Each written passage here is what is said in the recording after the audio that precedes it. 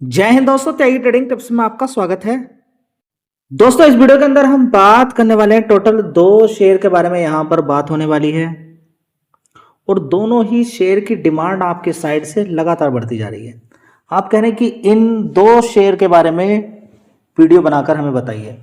चलिए देखिए, आपकी डिमांड यहाँ पर मैं कुछ जानकारी आपको इन दोनों शेयर के बारे में देने वाला हूँ। एक शेयर जो 50 रुपये से गिरकर 13 रुपये पहुँच गया, एक शेयर जो 150 रुपये से गिरकर 34 रुपये पहुँच गया है। दोनों ही शेयर के बारे में यहाँ पर जानकारी मिलेगी, सिर्फ जानकारी। ये मैं आपसे नहीं कह रहा हूँ कि यहाँ से 13 रुपये से फिर ये 50 रुपये जाने वाला है या फिर यहाँ से गिरकर ये 5 रुपये जाने वाला, उसका अनुमान आप खुद लगाएं। हाँ, यहाँ पर एक इन्फॉर्मेशन कंपनी के बारे में आपको मिलेगी जो आपको एक हेल्प करेगी आगे का स्टेप लेने में। देखिए, सबसे पहले तो आपको ये ढूंढना होता है कि किसी शेयर के अंदर गिरावट है क्या नहीं है। बाद की सबसे पहले तो उससे भी पहले आपको एक चीज देखनी होती है, क्या कि कंपनी के अंदर कुछ पोटेंशियल है क्या नहीं है, जान है क्या नहीं है। सिर्फ 13 रुपए के भाव को देख के खरीदें या कुछ और भी जान देखनी चाहिए। ठीक है, तो इसका अगर आप चार्ट पैटर्न अगर थोड़ा सा देखते हैं, थोड़ा सा पहले चार्ट पैटर्न एक बार देखना चाहिए कि अभी तक हुआ क्या है और ऐसा होने के बाद क्या होता है। देखिए, ज़्यादातर केस में अगर कंपनी का मार्केट कैप कम है तो यहाँ पर अगर हम देखने की कोशिश करते हैं तो देखिए 2022 में 70 रुपये, उसके बाद देखिए पहुँच जाता है 19 रुपये, फिर ऊपर की साइड में 70 रुपये, तो 17-18 रुपये के आसपास ये 2021-22 के अंदर घूम रहा था। ठीक है, अचानक इसके अंदर तेजी बनती है और तेजी बन के शेयर कितना पहुँच जाता है, 51 रुपये। समय होता है 9 फरवरी 2024। 2024 पूरा बीत गया, 2025 पूरा बीत गया और ये शेयर अभी तक नहीं उठा है। स्टॉक मार्केट में आपको लगता है कि पैसा बनाना बड़ा ही आसान है, इस चीज़ को देख के कि तेज़ी बन गई है हम किसी शेयर को खरीद लें, बस ये सबसे बड़ी दिक्कत हो जाती है कि अगर आप किसी भी शेयर को ऐसे ही देख के किसी शेयर को खरीद लेते हैं तो बड़ी मुसीबत आपके सामने आ सकती है। इस चीज़ पर आपको थोड़ा सा ध्यान देना चाहिए कि किसी भी कंपनी को ऐसे ही नहीं खरीद। तो दोस्तों, ये फोकस होना चाहिए, ये जनरल नॉलेज है, एक स्टार्टिंग पॉइंट है कि इस तरह की तेजी बनती है और शेयर अट्रैक्ट हो जाता है, उसके बाद गिरावटें होती हैं। शेयर जहां से बढ़ा था 14-15 रुपए से, आज वहीं पर पहुंच चुका है। तो क्या मिला यहां पर, समझिए ना, क्या क्या चीजें हो सकती हैं। कुछ भी हो, एक तो चीज पक्की हो चुकी है इन दोनों शेयर को देखने के बाद। जो अगला शेयर मैं बता रहा हूं और ये शेयर बता रहा हूं कि किसी भी कंपनी में सारा पैसा मत लगाइए, खासकर रिस्की टाइप कंपनी के अंदर। जो नई कंपनी आई है, जिन्होंने अभी बिजनेस स्टार्ट किया है, पुरानी कंपनी नहीं। अगर देखिए, आप किसी एक ऑटो सेक्टर की कोई कंपनी है, मान के चले कि आप संवर्धना मदरसन की इससे कंपेयर करना शुरू कर दें, जिस कंपनी का नाम है प्रतीका ऑटो, कंपनी का नाम है। ठीक है, तो प्रतीका ऑटो की अगर बात करते हैं तो इस कंपनी के अंदर पार्ट्स बनाती है कंपनी, है ट्रैक्टर के पार्ट ज़्यादा बनाती है, ऑटो सेक्टर के और भी पार्ट्स बनाकर तैयार करती है। आप देख सकते हैं इस कंपनी पर, गूगल पे सब चीज़ अवेलेबल है। आप डालेंगे कि प्रतीका ऑटो इंडस्ट्री के पार्ट्स की इमेज दीजिए तो आपको इमेज मिल जाएगी, सारी चीज़ें मिल जाती हैं गूगल पे आजकल अवेलेबल है, बस थोड़ी सी मेहनत करनी पड़ेगी आपको।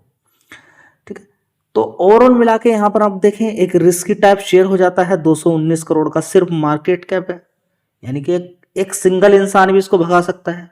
जब पता चल जाए मार्केट कैप कम है, रिस्की टाइप शेयर है, तो क्या कर रहा हूँ, कम पैसे लगाने होते हैं। ठीक है, तो मैं आपको पहले ऑलरेडी बता चुका हूँ, ये एक जनरल इन्फॉर्मेशन के लिए वीडियो बनाई जा रही है। आपकी डिमांड है, आप में से काफ़ी सारे लोग फंसे हुए हैं, इसलिए ये वीडियो बनाई जा रही है। अब देखिए, गिरावट हो गई है, बढ़िया।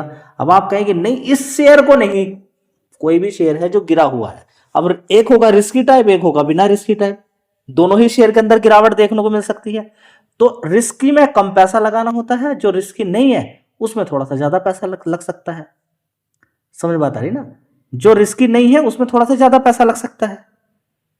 तो ये पॉइंट आपको मालूम होना चाहिए कि रिस्की टाइप में कम और जो अच्छा शेयर है वो गिरा हुआ है उसमें थोड़ा सा ज्यादा पैसा लग सकता है, बस ये अंतर है और कुछ अंतर नहीं है।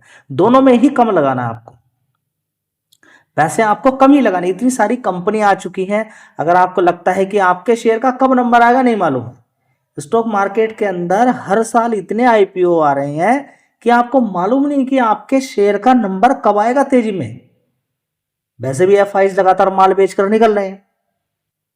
ठीक है, अलग अलग कंपनी की बात करें, इस कंपनी के अंदर तो प्रोमोटर माल खरीद रहे हैं और डीआईज भी खरीद रहे हैं, उसके बारे में भी यहाँ पर चर्चा करेंगे। तो ओवरऑल मिला के क्लियर हो गया, ठीक है। तो ऑटो सेक्टर के अंदर कंपनी काम करती है, थोड़ा सा ये भी आपको मालूम होना चाहिए। और थोड़ी सी डिटेल अगर निकालने की कोशिश करते हैं इस कंपनी के बारे में, तो देखेंगे 1980 से कंपनी चल रही है, मैन्युफैक्चर करती है ट्रैक्टर एंड ऑटोमोबाइल कंपोनेंट, ठीक है। तो लार्जेस्ट है किसके अंदर, जो भी मैंने आपको बताया, जो मशीन कास्टिंग नॉर्थ इंडिया के अंदर कंपनी काम करती है, स्पेशलाइज करती है, जो जो प्रोडक्ट बनाती है उनका डिज़ाइन, इंजीनियरिंग, कास्टिंग, मशीनरिंग, ये सब कंपनी काम कर लेती है, ठीक है। इसके अलावा कंपनी का प्लान भी है डाइवर्सिफाइड अपने आप को करना, रेलवे, डिफेंस और साथ ही इलेक्ट्रिक हाइब्रिड ट्रैक्टर के कंपोनेंट मैन्युफैक्चरिंग के अंदर। अब देखते हैं कंपनी आगे क्या क्या करती है, कर पाती है नहीं कर पाती। देखिए, आपको अपने आप को फोकस करना पड़ेगा, कंपनी के बारे में सारी जानकारी निकालनी पड़ेगी, आगे कंपनी के प्लान के बारे में समझना होगा, सारी चीज़ें आपको देखनी है। ऐसा नहीं कंपनी का नाम सुन लिया बस ऐसे ही खरीदना शुरू कर दिया, कुछ नहीं होगा। अब मैं बोलूँ इस कंपनी के क्लाइंट महिंद्रा एंड महिंद्रा, गिर तो फिर भी गए। महिंद्रा कुछ पार्ट्स मंगा सकता है, अब ये थोड़ी ना सारे पार्ट्स महिंद्रा, जो गाड़ी महिंद्रा एंड महिंद्रा का ट्रैक्टर बनकर तैयार हो रहा सारे, कोई एक ट्रैक्टर को बनाने के लिए अलग अलग चीज़ें चाहिए होती हैं। स्वराज का आपने नाम सुना होगा, ठीक है। इसके अलावा अगर अशोक लीलैंड का नाम आपने सुना होगा, होलैंड ट्रैक्टर इंडिया लिमिटेड का आपने नाम सुना होगा, ब्रेक्स इंडिया लिमिटेड, ठीक है। तो ये अलग अलग कंपनियां हैं जो इसके क्लाइंट हैं, जिनको ये माल सप्लाई करती है, उसके बारे में भी आपको जानकारी होनी चाहिए। चलिए एक लुक देख लेते हैं इस कंपनी के फाइनेंशियल। तो दोस्तों बिल्कुल क्लियर है, 219 करोड़ का लगभग market cap, very risky share है, इस बात को आपको मालूम होना चाहिए। 80 करोड़ का एक साल पहले कंपनी का रेवेन्यू आता था, उसके बाद 101 करोड़, उसके बाद 114, अभी देखिए 116 करोड़ का है, ठीक है। एक साल के अकॉर्डिंग ठीक है, और क्वार्टरली बेसिस थोड़ा सा इंप्रूवमेंट देखने को मिल रहा है। तो ओवरऑल मिला के देखें तो धीरे धीरे इंप्रूवमेंट यहाँ पे सेल्स के अंदर देखने को मिल रहा है। अब देखिए शेयर गिरा हुआ है, तो अगर रिसर्च हम करते हैं तो 80 करोड़ से सीधा सीधा कितना पहुंच गया, 101, 101 से 114, उसके बाद 116, तो परफॉर्मेंस ठीक हो जाती है गिरे हुए भाव के अकॉर्डिंग। ऑपरेटिंग प्रॉफिट, क्योंकि रेवेन्यू आगे बढ़ रहा है तो ऑपरेटिंग प्रॉफिट भी ठीक ही दिखाई देगा आपको। 13 करोड़ से कितना पहुंच गया, 14 करोड़, 14 से 17 करोड़ हो गया, 17 करोड़ से 18 करोड़ हो गया। ये सारी चीज़ें तो ओके हैं जी। इनके बाद भी रिस्क है क्या, रिस्क तो रहता है स्टॉक मार्केट के अंदर, याद रखिएगा। सारा पैसा नहीं लगाना है किसी भी कंपनी के अंदर। तो एक साल पहले 10 करोड़ का कंपनी का नेट प्रॉफिट था, उसके बाद 4 करोड़ हुआ, उसके बाद 4 करोड़, उसके बाद 6 करोड़, उसके बाद 6 करोड़। तो रेवेन्यू वाइज कंपनी ठीक है, ऑपरेटिंग प्रॉफिट वाइज भी ठीक है, लेकिन नेट प्रॉफिट वाइज कंपनी के अंदर कोई खास चीज़ें देखने को नहीं मिली। अब डायरेक्टली हम जंप कर जाते हैं कंपनी के मेन इंपॉर्टेंट पॉइंट, जो आपको बताएंगे कि इस कंपनी के अंदर 2022 के अंदर प्रोमोटर की होल्डिंग कितनी होती थी। ये पॉइंट नोट कर लीजिए, 48% दिसंबर 2022 के अंदर, फिर 48, 48, 48, 48 से लगातार अब यहाँ पर कितनी होल्डिंग हो गई है, 59% की, 64%, 65%, 68% तक की भी होल्डिंग पहुँच गई थी प्रोमोटर की। कितनी, 68। उसके बाद से शेयर के अंदर लगातार गिरावट गिरावट गिरावट, उस 68 से कितनी हो गई है, 57%, ठीक है। 57 पर यहाँ पर फंसी हुई है, ठीक है। तो अगर हम यहाँ पर देखने की कोशिश करते हैं तो ये क्वार्टरली बेसिस का डेटा है, यहाँ पर 57% ही है। 2024 के अंदर, 2022 के अंदर प्रोमोटर ने माल अच्छा खासा खरीदा।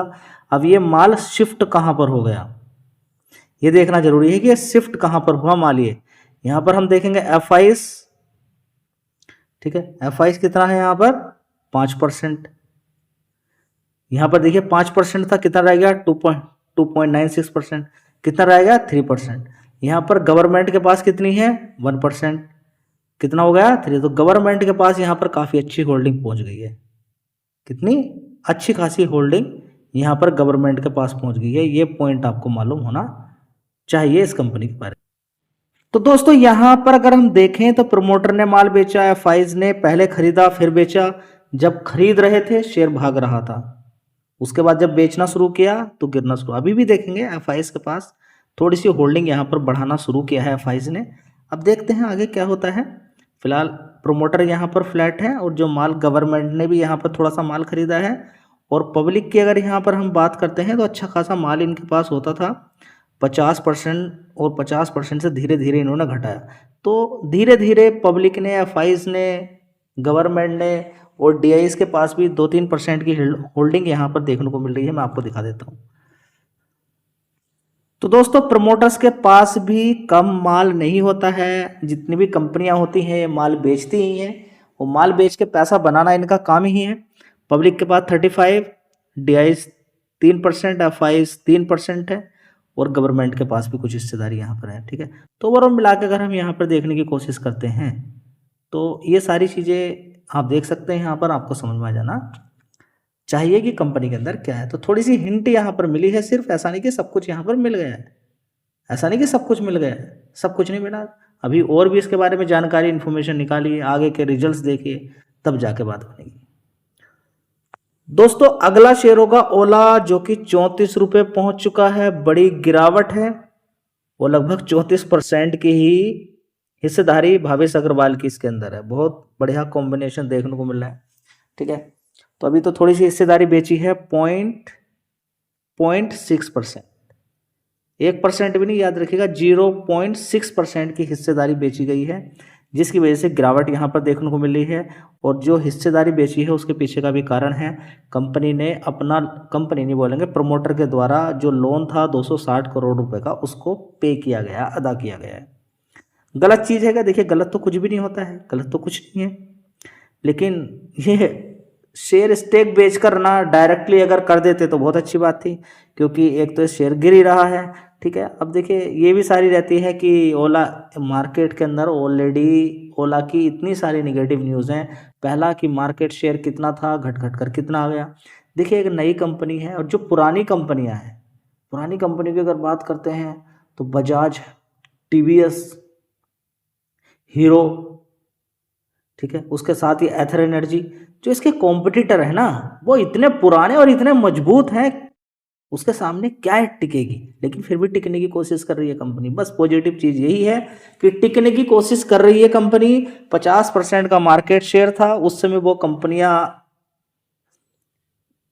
इलेक्ट्रिक व्हीकल के बारे में कुछ नहीं सोच रही थी। अब उन्होंने पूरा प्लान बना के पूरी ताकत के साथ भी आगे बढ़ रही हैं, तो मार्केट शेयर तो गिरेगा। दूसरा निगेटिव न्यूज़, ठीक है, तो कंपनी को क्या करना चाहिए, अपनी क्वालिटी जबरदस्त देनी चाहिए, सस्ता और बढ़िया क्वालिटी, सर्विस सेंटर जबरदस्त रहने चाहिए, तब जाके कंपनी टिक पाएगी। हाँ, दूसरा जो कंपनी ने काम किया है कि बैटरी वाले सेगमेंट के अंदर जो कंपनी गई है, वो भी एक साइड में अच्छा ही काम कंपनी का है।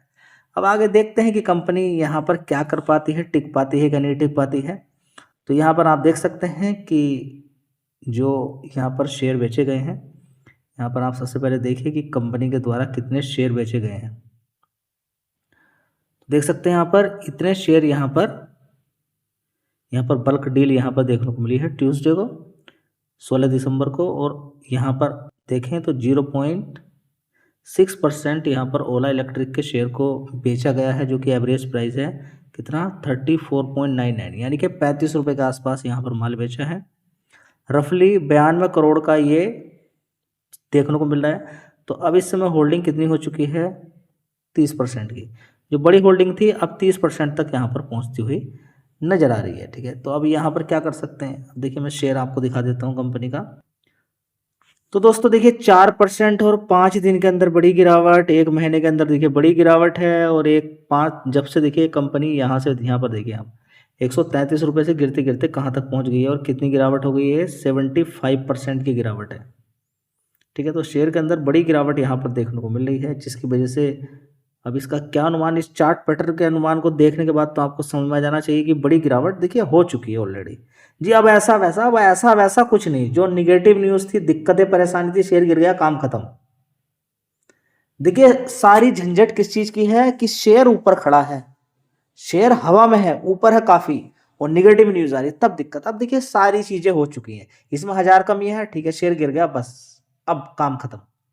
सारी चीजें हो गई हैं, शेयर गिर गया बस जी। अभी और कमी निकालेंगे, अब कितनी भी कमी आप निकालिए, अब तो शेयर गिर गया ना, बस अब गिर गया है यहाँ पर शेयर। अब थोड़ा बहुत इससे नीचे ऊपर यहाँ पर हो सकता है। अब यहाँ से अब आगे कंपनी अच्छा काम करती है तो बस आगे बढ़ सकती है। ठीक है जी, यहाँ से भी, और देखिए 13,000 करोड़ का मार्केट कैप हो चुका है। ऐसा भी नहीं कि बिल्कुल कंपनी काम ही नहीं कर रही है, इसकी बिल्कुल सेल्स नहीं हो रही है। हाँ, कॉम्पिटिटर बहुत बड़े हैं, उनके सामने टिकना, या 10-12% का भी मार्केट शेयर लेकर कंपनी आगे काम करती है तो फिर दोबारा से आगे बढ़ सकती है। फिलहाल देखिए कंपनी को काम दिखाना पड़ेगा। कंपनी अगर काम आगे दिखाती है तो शेयर भाग सकता है। ठीक है, तो लगातार 52 वीक लो हाई क्या था इसका, अभी इस समय देखेंगे तो एक साल पहले 100 रुपये, 32 रुपये तक नीचे तक पहुंच चुका है। बड़ी गिरावट यहाँ पर देखने को मिल रही है। तो चारों तरफ आप देख सकते हैं कि गिरावट का माहौल यहाँ पर देखने को मिल रहा है। ठीक है, तो क्या ये बिल्कुल निगेटिव न्यूज़ रहेगी? देखिए, निगेटिव न्यूज़ इसको हम नहीं कह सकते, इसको हम निगेटिव न्यूज़ नहीं कह सकते, क्योंकि कंपनी ने अपना लोन अदा किया है। निगेटिव ये है कि शेयर बेच के क्यों किया। चलिए कोई बात नहीं है, ये थोड़ी सी डीपली स्टडी है, उस पर आप जाएंगे तो बहुत कुछ देखने को आपको मिलेगा। फिलहाल देखिए अभी गिरावट है, तो कंपनी को काम दिखाना पड़ेगा, डेटा पॉजिटिव दिखाना पड़ेगा, डेटा सही दिखाना पड़ेगा, सेल्स आगे बढ़े देखिए, नेट प्रॉफिट कम हो जाए कोई दिक्कत नहीं, रेवेन्यू के अंदर आगे जबरदस्त तेजी दिखानी पड़ेगी।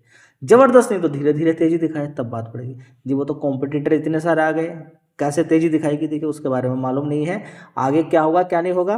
फिलहाल देखिए दिल्ली के अंदर अगर देखते हैं पोल्यूशन है, मुंबई के अंदर इतना इतना बड़ा पोल्यूशन, इतने इतने ज़्यादा एक्सीडेंट देखने को मिल रहे हैं, किसकी वजह से? कोहरे की वजह से। और अब यहाँ पर अगर देखेंगे तो सुप्रीम कोर्ट भी बहुत ज़्यादा स्ट्रिक्ट हो गया है, किसको लेकर? पोल्यूशन को लेकर। तो सीधी बात है, जो भी कंपनियां बैटरी वाली बनाने वाली कंपनियां, बैटरी वाली और साथ ही इलेक्ट्रिक व्हीकल वाली, वो उनका काम आगे अच्छा ही होगा। तो अब देखिए गाड़ी कैसी भी आप ले, कुछ दिनों के बाद वो खराब हो जाएगी, वो पोल्यूशन देगी देगी। ठीक है, तो लोग उससे मुक्त होने के लिए सिर्फ एक ही है, क्या कि बस वो क्या ले लें? Electric vehicle. तो आगे देखते हैं क्या होता है कंपनी के अंदर। धन्यवाद।